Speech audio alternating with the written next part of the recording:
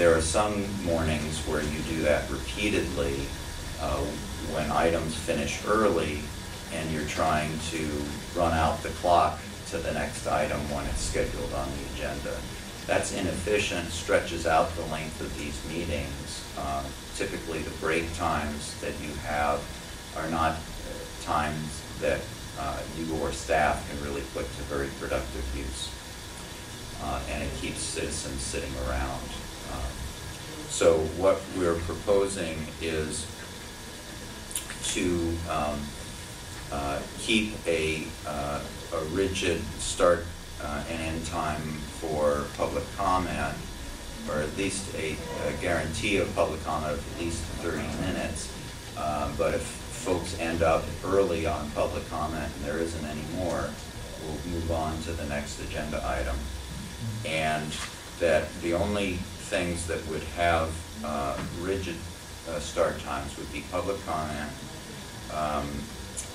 any public hearing items, and any special presentations that for purposes of a guest traveling a long distance or something like that, as a matter of courtesy, that it would make sense. For example, the presentation from DNR last week, that might be one that we would schedule in at a specific time so that they could travel and come specifically for that.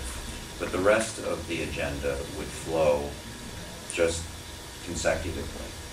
And this is, if you take a look at what other jurisdictions do, that's really the norm, and promotes a more efficient running of the meeting, get through the items a little bit more quickly, get on with, everybody can get on with the rest of their day after you've completed your business.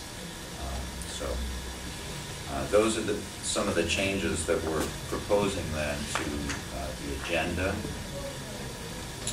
and posting it effective the beginning of 2010.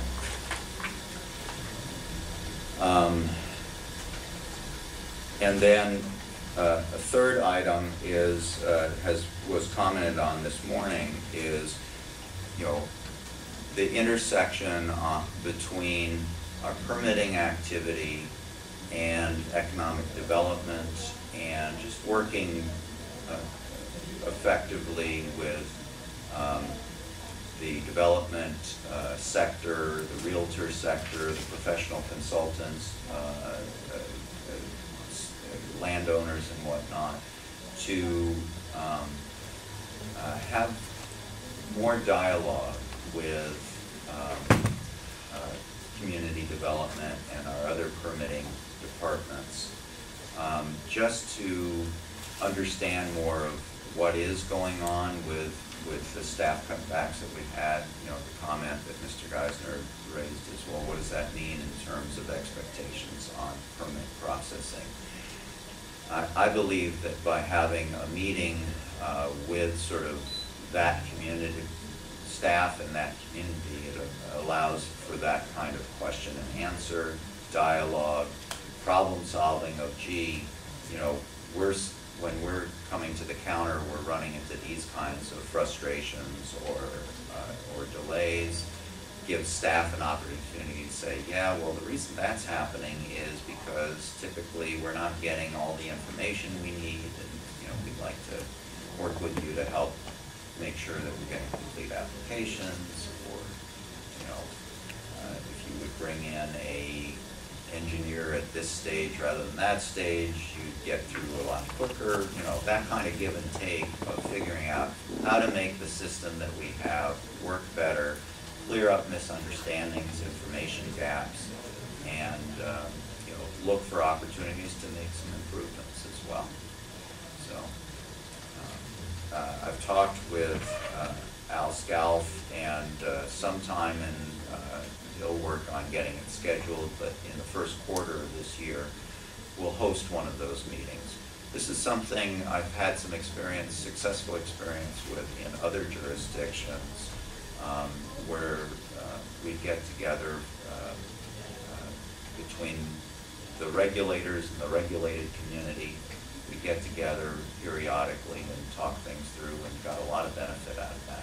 Just keeping the lines of communication efforts on both sides to do some problem solving. So those are some of the ideas that we're proposing today. We are also don't have enough information to be able to make a specific proposal today, but we are researching the possibility of videotaping and being able to provide access, web access, for the complete proceedings of the Monday morning sessions of the Board of Commissioners, either through our JABS system and building something similar to what's in the upstairs courtrooms, or through a third party coming in to do videotaping and web posting, and probably making it accessible as well to Townsend TV as well as the internet. So looking at the technical options and the costs, and frankly whether, again, in this tight budget year, whether it's something affordable for us to do. My recommendation is, if we can afford it, if it's technically feasible, that we move in this direction.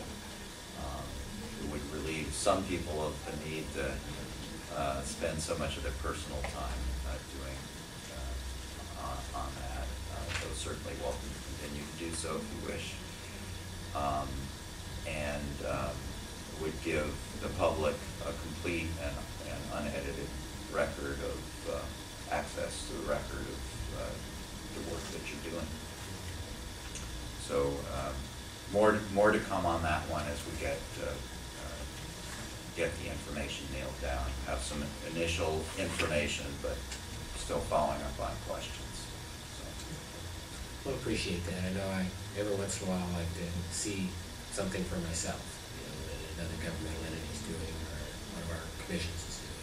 And it's nice to be able to see that live sometimes. Actually, what people say. So appreciate that.